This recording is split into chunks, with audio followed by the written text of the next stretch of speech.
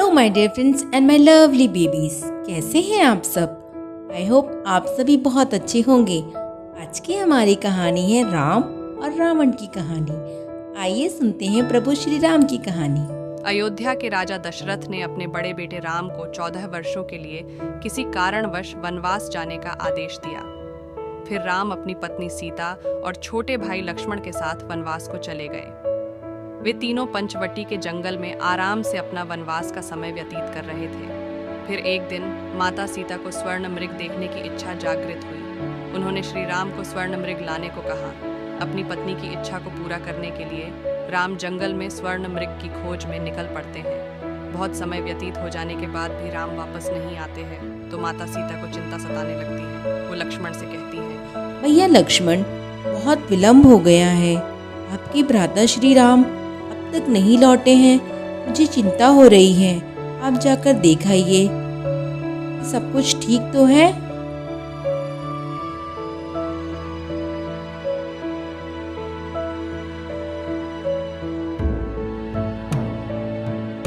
लक्ष्मण के लिए अपनी भाभी माँ की बात सर्वोपरि थी। वो तुरंत वहाँ से जंगल के लिए जाने लगते हैं और माता सीता को बाहर आने से मना करके जाते हैं। भाभी माँ, जो मैं ये रेखा खींच रहा हूँ, आप इस रेखा से बाहर मत आना। जब तक आप इस रेखा के अंदर हैं, आप सुरक्षित हैं। कोई आपको कोई नुकसान नहीं पहुँचा पाएगा। ऐसा बोलकर लक्ष्मण चले जाते हैं। कुछ देर के बाद एक ब्राह्मण सीता के द्वार पे भिक्षा मांगने आता है।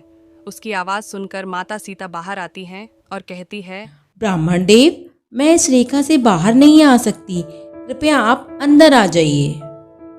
ब्राह्मण को क्रोध आ जाता है और वह कहते हैं, मेरा अपमान कर रही हो देवी। मैं जा रहा हूँ। तुम्हारे द्वार से एक भिक्षुक खाली जा रहा है। नहीं नहीं, आप नाराज न होइए। फिर सीता लक्ष्मण के द्वारा बनाई हुई रेखा से बाहर आ जाती हैं और ब्राह्मण अपने असली रूप में आ जाता है, क्योंकि वो ब्राह्मण और कोई नहीं लंकापति रावण होता है, जो माता सीता का अपहरण करने के लिए बहरूपिया बनकर आता है। फिर रावण माता सीता को अपने पुष्पक विमान में बैठाकर हरण करके ले जाता है। कुछ समय बाद जब राम और लक्ष्मण वापस आते हैं तो सीता को वहां न पाकर चिंतित हो जाते हैं। वो सीता को हर जगह खोजते हैं पर उनको सीता नहीं मिलती। वो दोनों उदास हो जाते हैं। उधर रावण सीता को अपनी लंका में कैद करके रखे हुए था।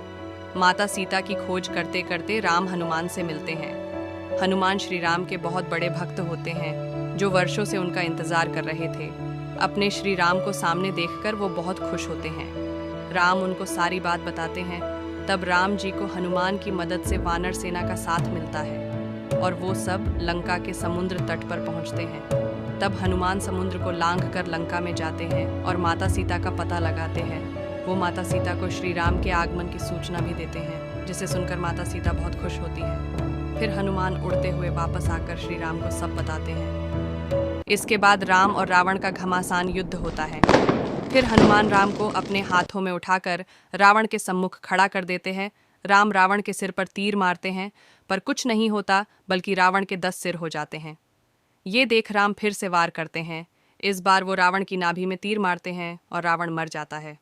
इस प्रकार राम के द्वारा अधर्मी रावण का अंत होता है और माता सीता को राम मुक्त करवा लेते हैं।